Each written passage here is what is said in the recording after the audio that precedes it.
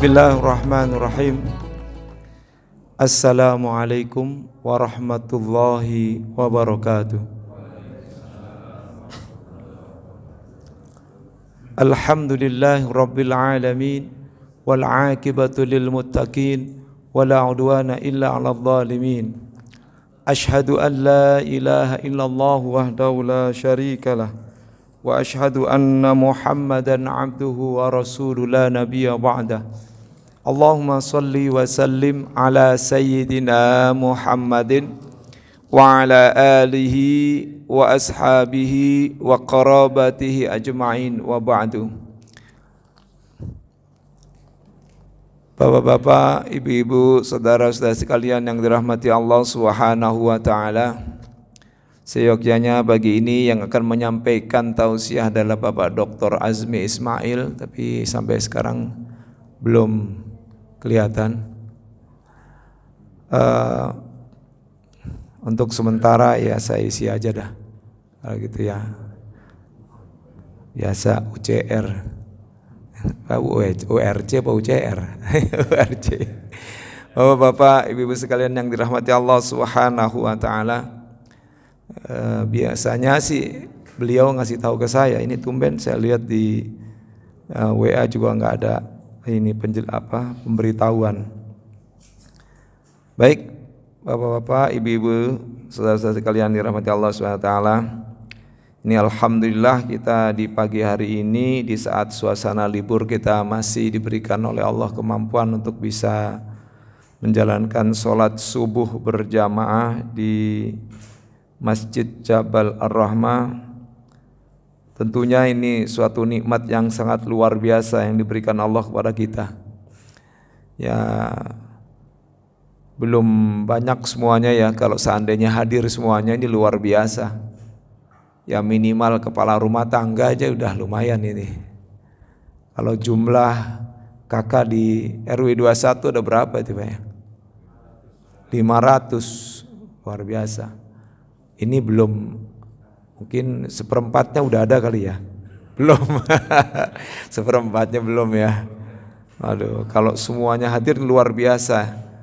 Bisa-bisa seperti kayak sholat Jumat gitu. Baik bapak-bapak, ibu-ibu, saudara-saudari sekalian yang dirahmati Allah Subhanahu wa taala.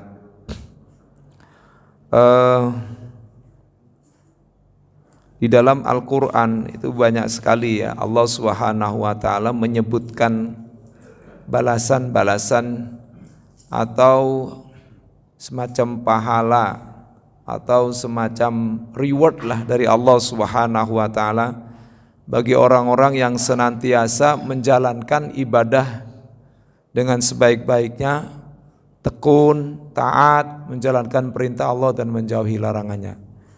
Mudah-mudahan kita ini termasuk di dalamnya. Amin, amin, ya rabbal alamin.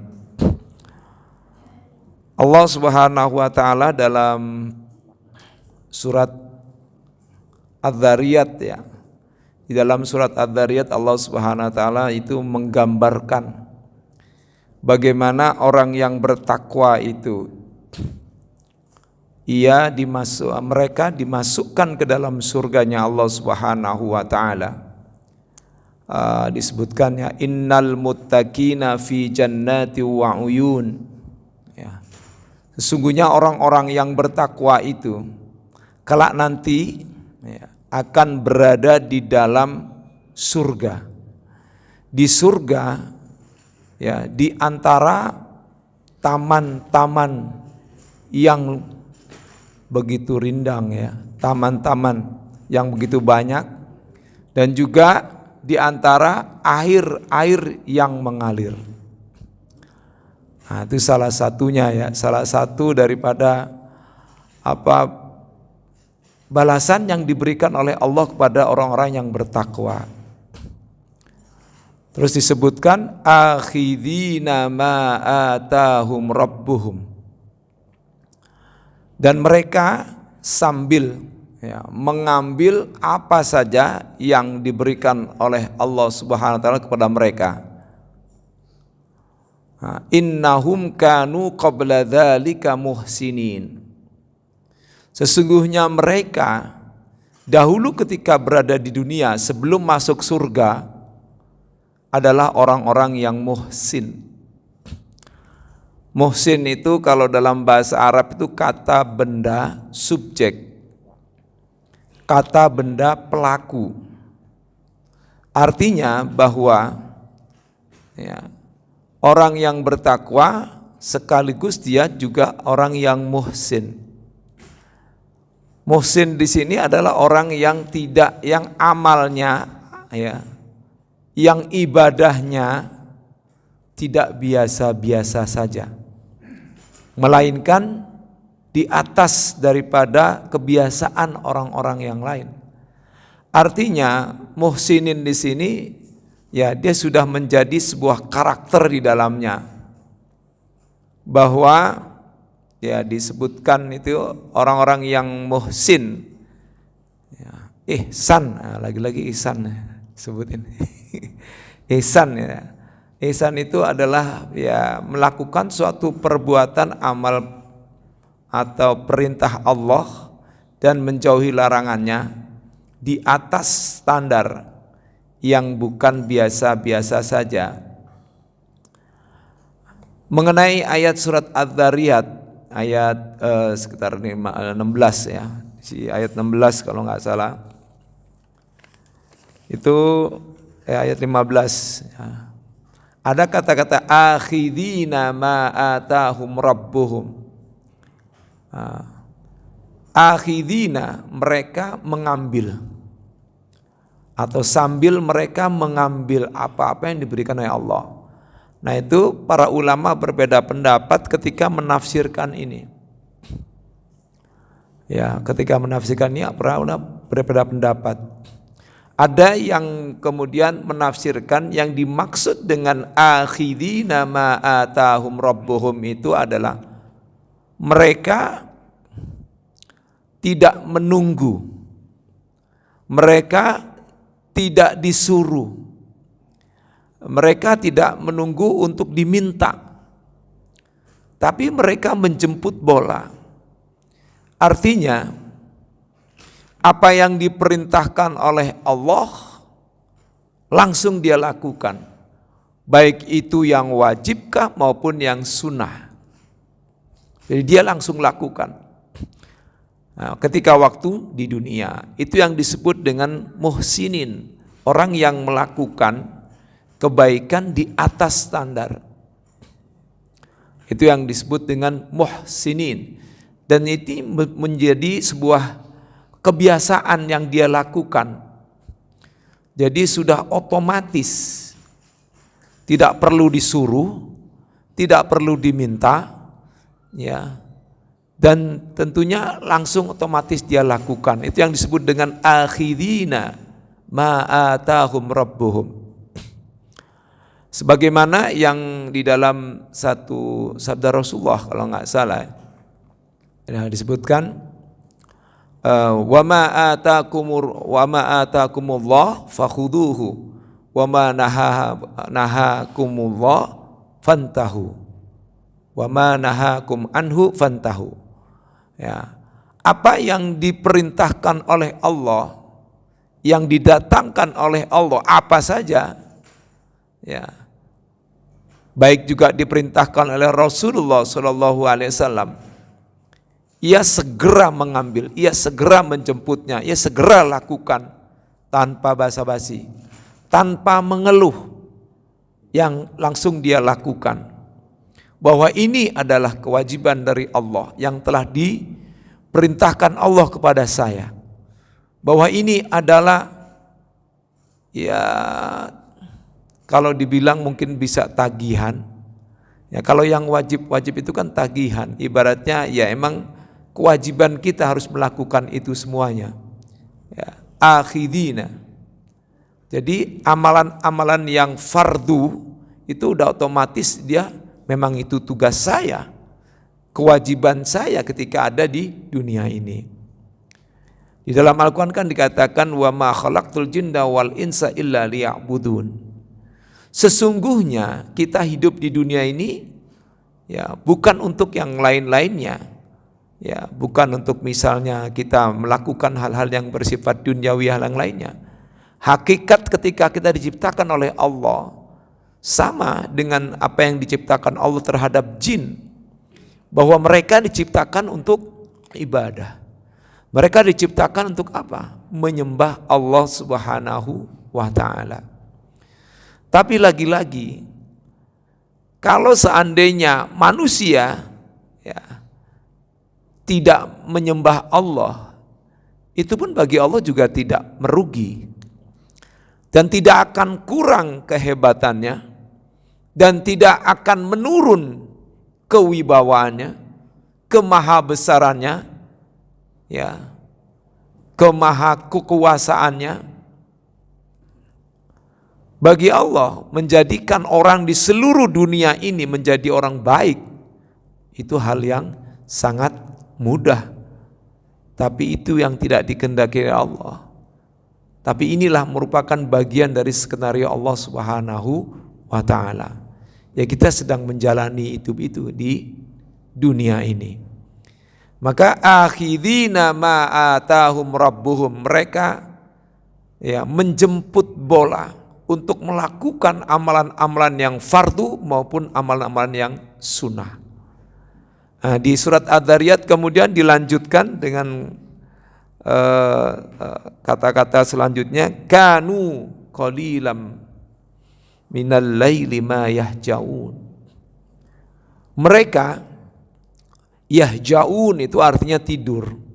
Ma di sini menurut ahli tafsir ini berbeda pendapat.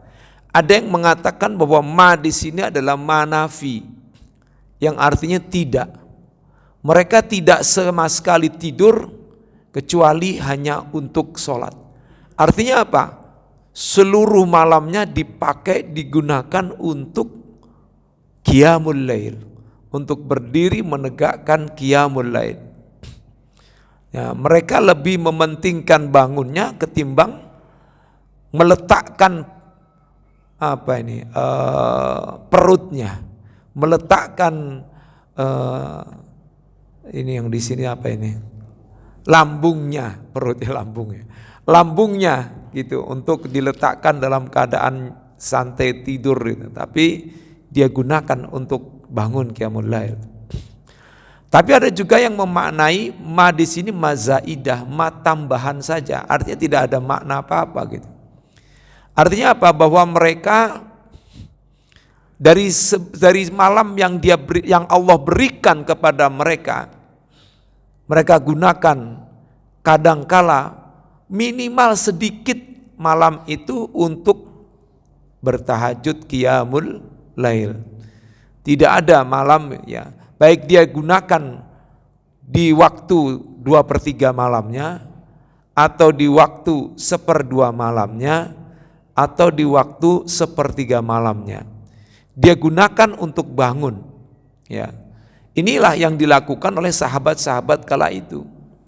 Disebutkan di dalam surat itu ya, surat Al-Muzammil, di ujung ayat itu di ayat 20 dikatakan wa ta'ifatum minal ladzina ma'ak, dan sekelompok orang.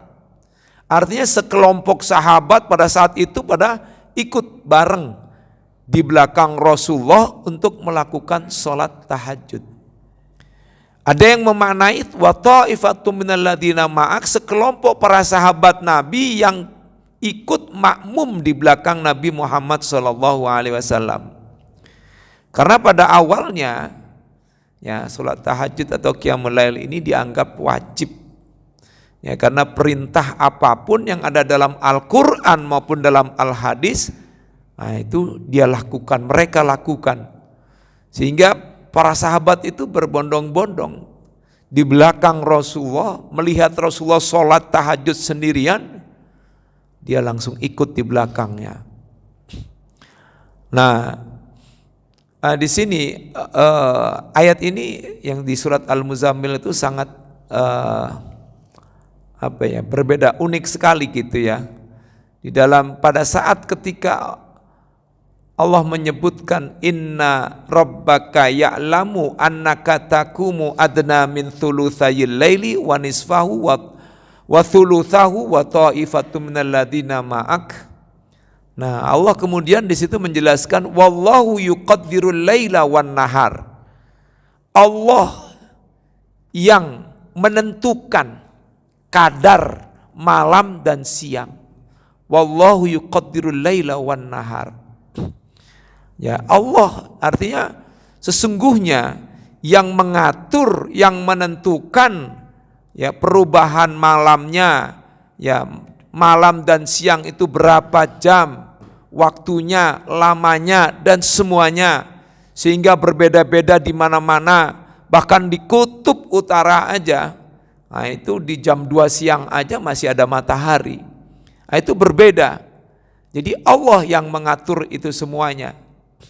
Jadi oleh karena itu kata Allah ya, jangan di situ dikatakan Allah mengetahui bahwa Nabi pernah melakukan sholat tahajud 2/3 malam. 2/3 malam itu kira-kira jam berapa tuh ya? Mungkin jam 11-an ya. Jam 11-an kayak mungkin jam 10 ke atas. Atau 1/2 malam.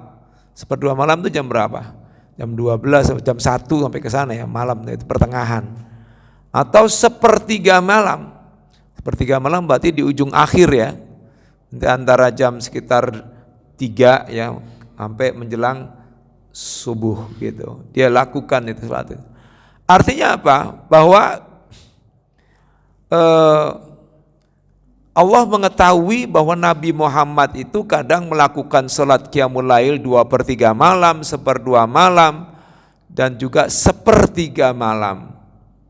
Allah yang mengatur, oleh karena itu jangan kau habiskan semua waktu itu. Nah, artinya gitu. Wallahu yuqaddirul laila wan nahar. Allah yang mengatur adanya malam dan siang. Maka gunakan sebaik-baiknya, kan disebutkan ya. Inna nasyi'atal laili hiya aqwamu, bahwa sesungguhnya bangun di malam hari itu adalah yang aqwamu qila, yang mengandung makna yang sangat berkesan ya. Tapi di samping itu pula Allah mengatakan innalaka fin nahari sabhan tawila. Tapi kamu di siang hari kamu habiskan banyak untuk melakukan kegiatan-kegiatan mencari nafkah, mencari penghidupan, bertebaran di muka bumi, ya banyak untuk melakukan kegiatan-kegiatan yang kadang-kadang bersinggungan dengan orang, kadang melakukan perbuatan zalim dan lain sebagainya, sehingga banyak fokus kepada di saat siang itu kita memang fokus di sana ya untuk melakukan pekerjaan dan lain sebagainya. Maka juga jangan lupa Allah mengatakan hendaklah diambil di malam hari untuk kita melakukan salat tahajud. Boleh 1/3 malamnya, boleh 1/2 malamnya, boleh 2/3 malamnya. Dari itu jangan sampai ada yang kosong dari tidak melakukan salat tahajud misalnya, atau kita habiskan dengan tidur kita. Ya apa boleh buat ya, apa boleh baut. Kalau seandainya kita juga kadang-kadang nggak bisa bangun gitu ya. Tapi kalau kita sudah terbiasa malamnya melakukan sholat tahajud, qiyamul lail, tapi pada saat itu kita tidak bisa bangun, Allah sudah hitung bahwa itu kita dianggap juga melakukan qiyamul lail, dan Allah berikan kepada kita. Enak banget itu. Allah Maha Rahim kepada kita, Maha sayang kepada kita, sehingga Allah Subhanahu wa taala memberikan juga kesempatan untuk kita beribadah, mendekatkan diri kepada Allah Subhanahu wa taala. Wa ta'ifatum minal ladzina ma'ak, dan sekelompok orang. Nah, di sini pada saat Allah memerintahkan untuk membaca Al-Qur'an, itu kata mudhomirnya itu tidak kepada Nabi, melainkan kepada antum sekalian orang banyak. Faqra'u ma tayassara minal Qur'an. Bacalah oleh kalian semuanya apa yang mudah dari Al-Qur'an. Karena pada saat itu para sahabat tuh ketika mengikuti Nabi Muhammad sallallahu alaihi wasallam sholat di belakang Nabi, itu bacaannya luar biasa. Surat Al-Baqarah. Setelah selesai surat Al-Baqarah, para sahabat udah mengira nih, wah bakalan rukuk nih. Enggak, disambung lagi dengan surat berikutnya Ali Imran. Sungguh luar biasa. Kalau Nabi itu ya melakukan sholat tahajud, ya itu di level yang tidak bisa kita mengikuti ya. Sekalipun dia itu kan kita jadikan contoh, suri tauladan, tapi tidak mungkin untuk menyamainya. Para sahabat aja ya tidak ada yang bisa menyamai Rasulullah SAW. Kalau bisa menyamai berarti dia Nabi dong. Ya artinya ya sebagai suri tauladan saja, sebagai contoh bagi kita untuk bisa hendaknya Nabi aja melakukan gitu. Nah inilah kemudian sampai Nabi itu bengkak-bengkak kakinya ya iftatorok ya qadamahu, bengkak-bengkak kakinya. Sampai Aisyah saja bertanya kepada Rasulullah, wahai Rasulullah, ya bukankah engkau telah diampuni dosa-dosanya yang telah lalu dan yang akan datang pun Allah juga akan mengampuni dosa-dosanya. Apa kata Rasulullah ketika itu ditanya oleh Aisyah? Afala akuna abdan syakura. Apakah saya enggak boleh jadi seorang hamba yang bersyukur? Jadi cara bersyukurnya Rasulullah kepada Allah Subhanahu wa taala karena dia dipilih sebagai seorang nabi, dipilih sebagai orang yang yang terbaik di hadapan manusia, maka ya dia ibadahnya di atas itu. Bahkan pada saat beristighfar pun nanti ada di sini ya, ada selanjutnya yaitu wabil asharihum yastaghfirun. Ashar jamak dari sahar, sahur. Ashar sahira ya artinya waktu-waktu di akhir-akhir malam menjelang menuju subuh. Itu waktu ashar. Wabil asharihum yastaghfirun. Ya, ashar sahar. Waktu sahur. Mereka ini bukan nabi yang melakukan. Mereka di sini orang-orang yang bertakwa. Mereka di sini orang-orang yang muhsin. Ya, yang amalannya tidak biasa-biasa, tapi amalannya di atas yang biasa-biasa. Maka disebut muhsinin. Mereka itu ya melakukan di atas standar. Nah, di waktu menjelang subuh senantiasa beristighfar. Di sini menggunakan fi'lul mudhari, yastaghfiruna, senantiasa selama-lamanya kalau menjelang subuh di waktu sahar, setelah dia sahur kalau dia pada saat puasa, dia kemudian istighfar. Nah, karena di situ ada kata yastaghfiruna, berarti istighfar yang dia lakukan lebih dari ya apa yang dilakukan. Tapi ada yang mengapa sebagaimana yang diajarkan oleh Rasulullah, di mana Rasulullah beristighfar itu 70 kali ataupun 100 kali. Tapi para sahabat, para orang yang bertakwa, kalau kita di sini tidak disebutkan angkanya. Angkanya disebutkan di dalam hadis. Jumlah beristighfarnya, mohon ampunnya. Kalau ada fi'il mudhari itu menunjukkan bahwa dia itu ya beristighfar mulai dari sekarang sampai terus menerus sampai menjelang ajal. Istighfar terus, astaghfirullahaladzim. Nah, kalau habis sholat, ya selesai sholat, kemudian istighfar 3 kali aja kita juga agak berat. Ini bagaimana menjadi orang yang muttaqin? Atau kita duduk sebentar untuk berzikrullah saja sudah susah, udah pengennya mau pergi dari tempat duduk. Nah, ini harus dipertanyakan muhsininnya, muttaqinnya gitu. Padahal Nabi ya kan di dalam Al-Quran pun juga disuruh ya, fa idza qadaytumus sholata fadhkurullah. Apabila kamu telah selesai menunaikan sholat, kalian selesai menunaikan sholat, berzikirlah kepada Allah Subhanahu wa taala. Ingatlah kepada Allah Subhanahu wa taala. Fadhkurullah, berzikirlah. Ya. Walaupun setelah kita mengucapkan salam ya, tengok ke kanan, tengok ke kiri, kita sudah boleh melakukan apa saja ya. membuka HP juga boleh, menegur teman juga boleh, ngobrol aja juga boleh. Nah, apalagi zikir yang isinya adalah ya pujaan kepada Allah Subhanahu wa taala. Nah, ya orang-orang yang muhsinin tadi yaitu wahum ya bil ashari yastaghfir wa bil asharihum yastaghfirun, senantiasa setiap sahur, setiap di akhir-akhir malam itu dia beristighfar, mohon ampun kepada Allah Subhanahu wa taala. Nah, Nabi saja yang tidak punya dosa, Nabi saja yang sudah diampuni dosa-dosanya oleh Allah Subhanahu wa taala, yang maksum terpelihara dari dosa, itu beristighfar, mohon ampun. Nah, kalau kita sehari beristighfar, kalau cuma dalam sholat 5 waktu kalikan 3, katakanlah misalnya 3 kali beristighfar, minim banget. Subuh 3 kali 5 aja cuma 15 kali. Maka kita istighfar itu harusnya lebih daripada apa yang dilakukan oleh Rasulullah. Kalau Rasulullah setiap harinya 70 kali, Rasulullah setiap harinya 100 kali, kita harus kaget. Ya, istighfarnya harus lebih dari itu. Ya, harus lebih dari itu. Ya, kalau di sini tidak ditunjukkan berarti boleh kita melakukan istighfar mohon ampun sebanyak-banyaknya. Ya, sebanyak-banyaknya. Karena tiap detik, tiap menit kita telah bisa jadi kita melakukan perbuatan dosa.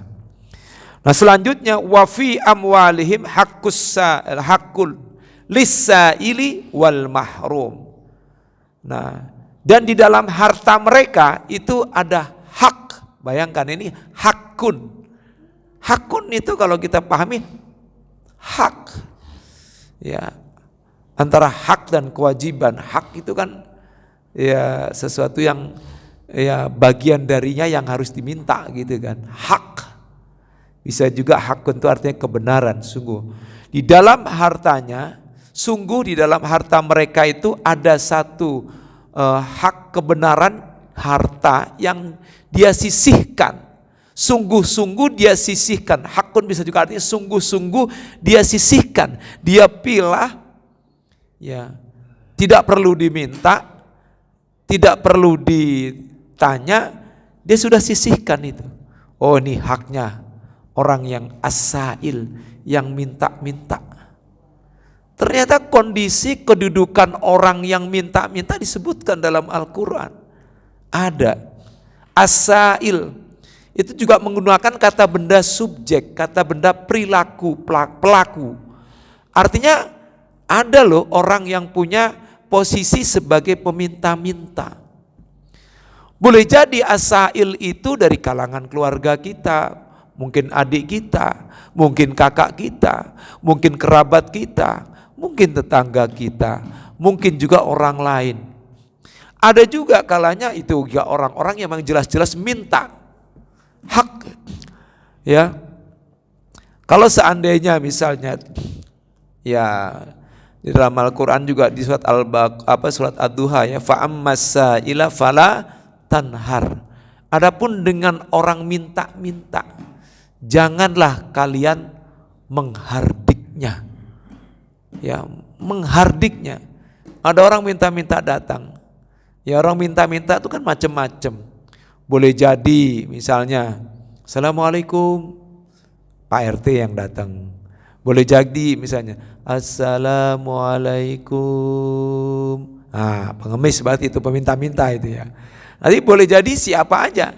Boleh jadi yang datang ke rumah kita itu adalah orang-orang yang pada saat itu memang butuh. Tapi memang di harta kita itu ada hak bagi mereka. Ya, hakul lis-sa'ili. Yang jelas dia minta-minta, yang jelas dia menunjukkan kepapaannya di hadapan orang-orang. Ya, kita ini kadang-kadang ada tuh ya di tengah-tengah itu di Villa Dago di Boulevard tuh ya. Orang-orang yang Iron Man, nah, itu ya, orang yang pakai pakaian Iron Man itu saya lihat itu. Ya, itu tiap hari itu ada nongkrong di tengah itu. Nah itu tujuannya dia mungkin apakah barangkali dia mungkin malu ya, bisa aja ya, mungkin dia malu. Maka dia pakai Iron Man. Ya itu juga tujuannya apa? Meminta-minta. Sungguh luar biasa. Dikasih 2.000 aja udah, Masya terima kasih om ya 2.000 padahal ya. Apalagi lebih dari itu, kasih makan luar biasa.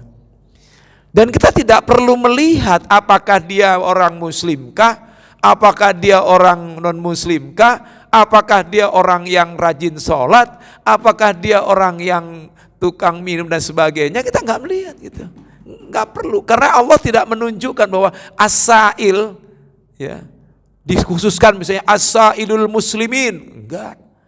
As-sa'ilul muttaqin, orang-orang meminta-minta yang bertakwa, enggak juga. Tapi apa?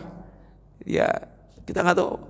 Kadang-kadang ya misalnya di sana ya kan, di depan sana kalau kita misalnya pakai mobil ya, mau nggak mau gitu pasti kita menyediakan uang 500 rupiah. Ya mereka itu ya kalau dikasih itu wah luar biasa. Tapi kadang-kadang ya ya tapi itulah kondisi orang minta-minta ya. Kadang ada juga yang nggak dikasih, itu marah itu ya, kelihatan gitu dari jauh gitu ya. Marah gitu ya, gitu aja nggak ngasih, mobilnya cakep keren tapi nggak ada. Ya kita harusnya ya susah juga ya. Boleh jadi ya orang tersebut tidak mempunyai uang receh, tapi ada uang yang 5.000-an mungkin ada ya, 10.000-an ada. Atau boleh jadi sekarang udah zamannya kiris, udah online semuanya ya. Atau bisa aja nanti satu ketika ya pengemis itu udah pakai kiris. Macam banget keren itu. Ya kan? Ya Pak, ya silakan Pak. Ya, kiris tek ya. Sekarang aja sedekah udah pakai kiris. Ya kan? Sedekah-sedekah. Ini juga termasuk as-sa'il. Itu minta-minta itu. Kotak itu tiap hari ngeliatin kita. Coba kalau kita masuk sebelum kita berdoa, ya Allahumma sholli ala sayyidina Muhammad wa ala sayyidina Muhammad, Allahumma firli dunubi waftah li abwaaba rahmatika. Kita ngelihat kotak itu terus. Ada wakaf, ada infak, ada sedekah.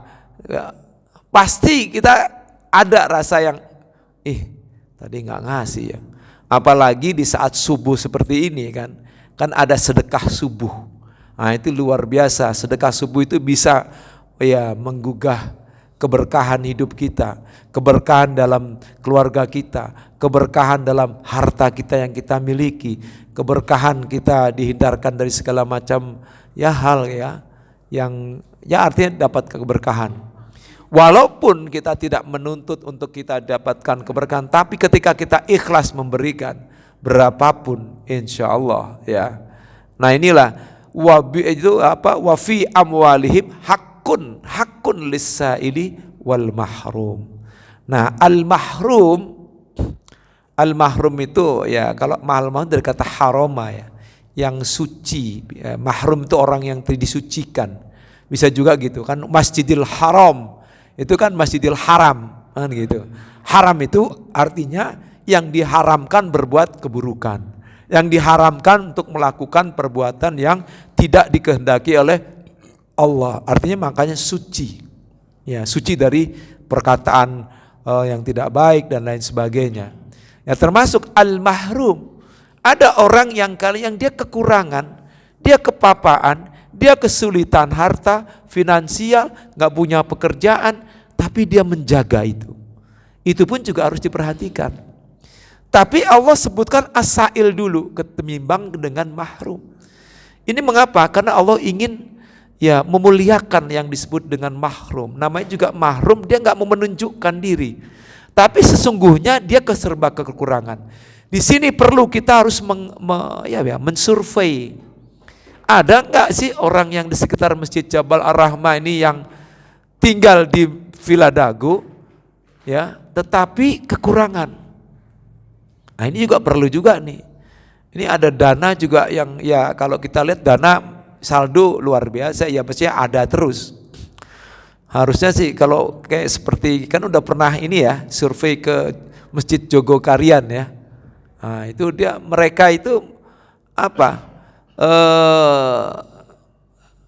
adanya saldo nol gitu loh ibaratnya.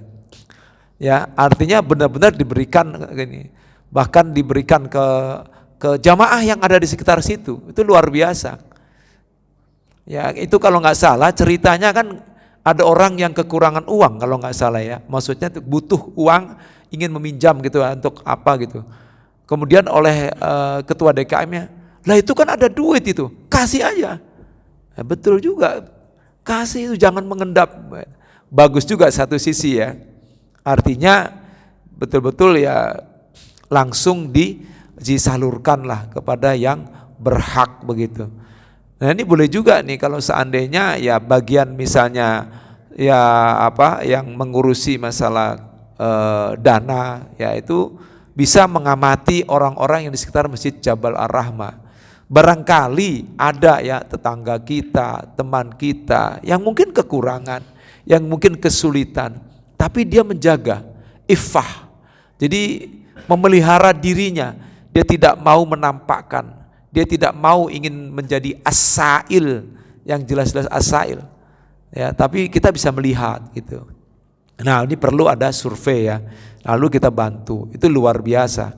Maka masjid itu akan bisa memberdayakan jamaah di sekitar kita, itu sangat luar biasa.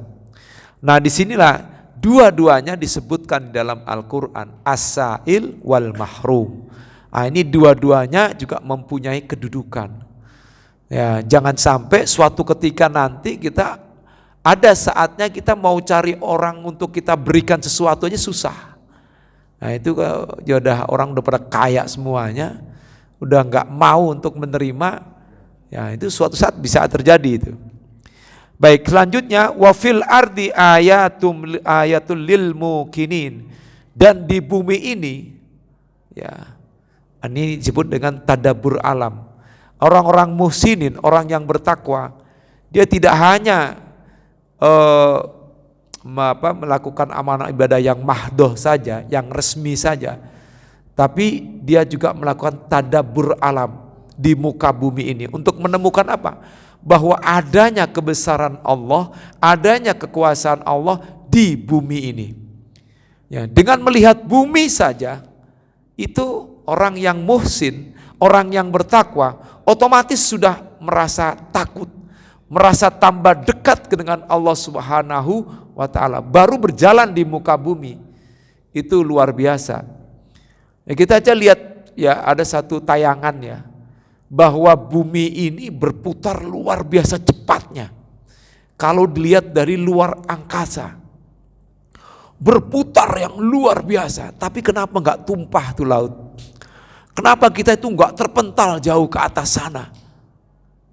Ya disinilah Allah mengatakan wasakhara, ya Allah yang menguasai, Allah yang mengendalikan, yang disebut dengan innallaha sakhara fil ardi. Jadi Allah mengendalikan itu semuanya. Kalau Allah tidak mengendalikan, dilepas begitu, udah kiamat deh. Ya, gunung itu terlepas, akan disebutkan ya dalam surat Al-Qari'ah itu kan. Ya, apa itu ya, disebutkan Al-Qari'ah mal qari'ah wa ma adraka mal qari'ah yauma yakunun nasu kal farashil mabthuts. Ya, manusia pada saat kiamat itu mungkin pada saat itu kendali Allah sudah lepaskan. Ya, di mana gravitasi bumi sudah dicabut. Nah, itu bisa terpental, berterbangan bagaikan apa? Laron, farosh. Farosh itu laron. Farosh itu semacam anai-anai ya, yang pakai apa? Rayap yang punya sayap lah ibaratnya, terbangan. Dan kita lihat tuh ya, rayap itu kalau sudah berterbangan akan kembali lagi enggak? Enggak. Pasti mati. Ada yang mungkin terbang langsung nempel di di atap, dimakan oleh cicak. Ada yang kemudian berada di jalan raya, kelindas motor, kelindas mobil. Ada yang kemudian tiba-tiba buntung sayapnya dan sebagainya. Semua pasti akan. Maka Allah menggambarkan kal farashil mabthus wa takunul jibalu kal ihnil manfush. Dan Allah jadikan gunung-gunung itu seperti bulu-bulu yang dihambur-hamburkan, ditiup. Wah, bertebaran kayak anak-anak kecil main meniup-niup bulu-bulu. Bertebaran kemana-mana, berterbangan. Gunung bisa terbang. Nah, oleh karena itu, maka di sini mengapa Allah mengatakan wa fil ardi ayatun lil mukminin. Di bumi ini ada ayat, ada tanda-tanda kebesaran Allah, tanda-tanda kekuasaan Allah. Itu melihat yang besar. Yang kita tidak harus berpijak kepada bumi. Kemana aja kita pergi di atas bumi. Cuma kalau pesawat aja itu ya, kita lagi terbang pun kita nggak bisa terbang terus, nggak bisa Pak ya, terbang terus gitu, selama-lamanya gitu, nggak bisa, tetap kita akan turun ke bumi, karena kita asalnya dari bumi, pasti akan kembali ke bumi. Dan di ujung ayat di surat Al-Dzariyat mengatakan, wa fi anfusikum afala tubsirun, dan di dalam diri kalian, apakah kalian tidak mengamati di situ? Ada sebuah pertanyaan yang tidak perlu dijawab, yang itu dilontarkan kepada orang-orang muttaqin dan muhsinin, sudah bisa langsung berpikir dari pertanyaan Allah yang Allah ajukan. Dan pada dirimu juga ada tanda-tanda kekuasaan Allah. Ya, kan ada satu pernyataan ya, mengatakan ya, man arafa nafsahu faqad arafa rabbahu. Barang siapa yang mengetahui dirinya, jiwanya, ya, fisiknya dia maupun rohaninya dia akan mengetahui Tuhannya. Dengan melihat darah yang berjalan di tubuh kita, dengan adanya urat-urat yang luar biasa, yang saling bersambung, yang tidak pernah terus putus-putusnya mengalirkan darah terus setiap hari. 24 jam non-stop, dalam keadaan tidur pun dia mengalir terus darah itu. Ya kan, mengalirkan darah sampai ke otak. Dari otak lalu kemudian disebarkan lagi ke tempat yang lain, berputar terus, dan juga semuanya bergerak, itu jantung. Jantung yang tidak ada hentinya. Semenjak kita dilahirkan oleh ibu kita sampai sekarang, jantung tidak pernah berhenti, terus berdetak. Sudah berapa kali kalau kita hitung, katakanlah misalnya satu hari berapa kali ini gerakan itu? 100 mungkin ada, saya waktu itu pernah baca itu. Itu kalau dihitung sampai seumur hidup kita itu, gerakannya itu bisa lebih dari ratusan juta kalau nggak salah, bukan ratusan juta ya, bukan puluhan, kok di atas itulah, banyak sekali ya. Padahal itu luar biasa. Nafas juga kita bisa lihat, nafas dari semenjak kita dilahirkan oleh ibunda kita sampai sekarang tidak pernah berhenti. Kalau berhenti berarti kita mati, kan gitu. Mungkin itu saja yang bisa saya sampaikan. Ya, ini ada sebagai tanda untuk kita ini akhiri ini pertemuan kita. Barangkali ada yang mau bertanya, silakan. Ya, mohon maaf kalau ya saya juga ini hanya menggantikan. Ini posisi suruk sudah mulai masuk. Ya, jam 5.25 dan sudah 10 menit lewat dari 25. Ada yang bertanya? Oh, enggak ada ya. Ya, alhamdulillah kalau gitu. Terima kasih. Wal-afu minkum. Baik, kita akhiri dengan sama-sama kita membaca Kifratul Majlis. Subhanakallahumma wa bihamdika asyhadu an la ilaha illa anta astaghfiruka wa atubu ilaik. Terima kasih. Wassalamualaikum warahmatullahi wabarakatuh.